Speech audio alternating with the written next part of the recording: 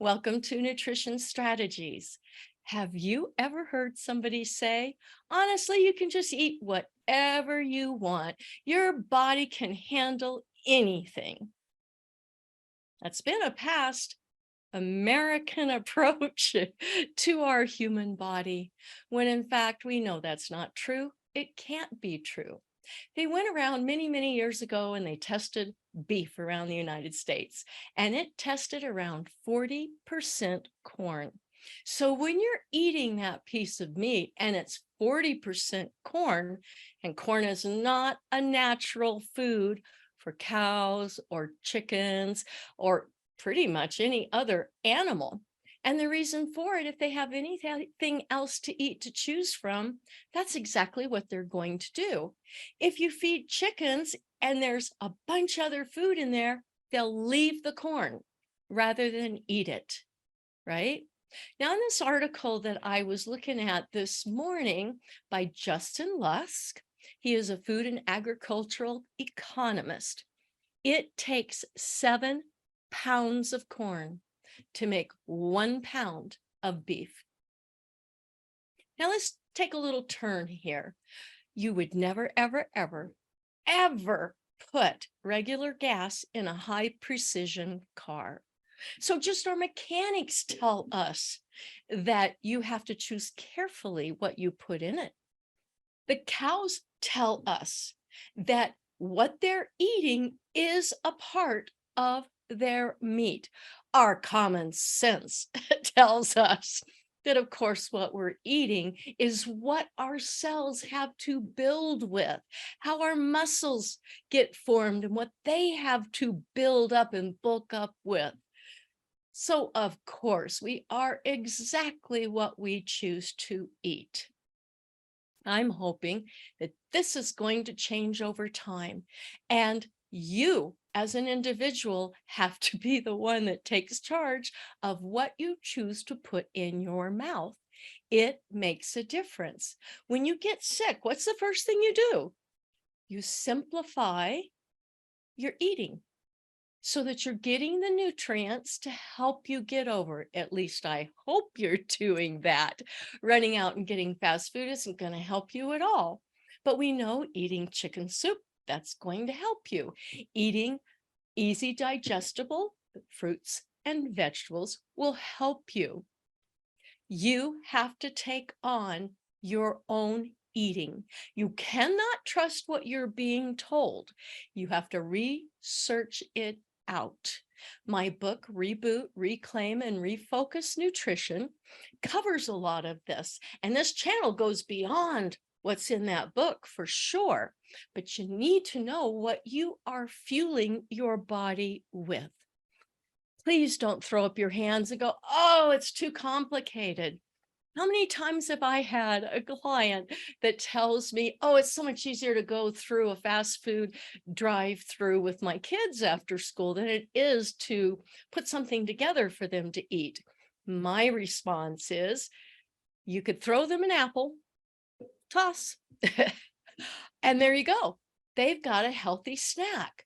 Instead of waiting 15 plus minutes in a fast food line and serving them chemicals and colorings and flavorings and fillers and binders, all the stuff that is in a lot of the American food. I do Uber driving and I get people from all around the world. Their first complaint, because I'll ask them, is our fruits and vegetables are awful.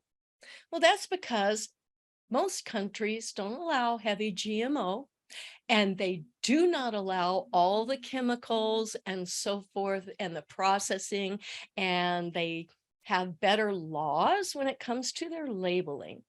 Our country's totally different. Did you know Parmesan cheese has cellulose in it? Okay, do you know what that is? It's sawdust, ground up wood. It's believed that in the United States, there really isn't real Parmesan cheese because it contains, to bulk it up, this cheap ingredient that our bodies aren't meant to eat. I've never seen a human being gnawing, well, maybe a baby gnawing on a tree, right? What you put in your body is exactly who you are. If it takes 7 pounds of corn to just make 1 pound, of course it's going to be part of that animal. Well, we're animals too. Don't see how it would be any different. How many people have issues out there with their weight, issues with getting ill, often issues with their immune system or immune issues or illnesses? Some of the first thing you check into and start learning to do is altering what you put in your mouth. It's your responsibility. You cannot depend on mega corporations that are dependent on high profits to decide what is healthy and not healthy for you. When I do hypnotherapy, many times I've asked this question, let's go back to your healthiest life. And I'll ask what's on the table. And it's always the same. It's fruit, vegetables, and a protein. I'm not hearing about grains. I'm not hearing about breads. I'm hearing at the healthiest meal and the healthiest life, it is consistent across the board. Your life actually can become very simple. You don't need to make fancy, high ingredient items. So please subscribe, do a thumbs up, and click the notification bell so that you know when these videos come out next, and you can keep track of all the amazing things that I've learned in my life. So enjoy your taste buds on occasion if you want to eat something that's, well, wouldn't be considered so healthy, but very, very tasty. We cannot depend upon mega corporations that are in business for profit, who set the legislation and the laws to make the decision for us. It's your responsibility. So take it on. Just keep in mind, you really are what you eat. You choose what you put in your mouth, and let go of any other attitudes that fight you on that. Everything you do, everything you think is going to affect your health. And everything you put in your mouth is going to affect your health. And you are worth it. So think about this.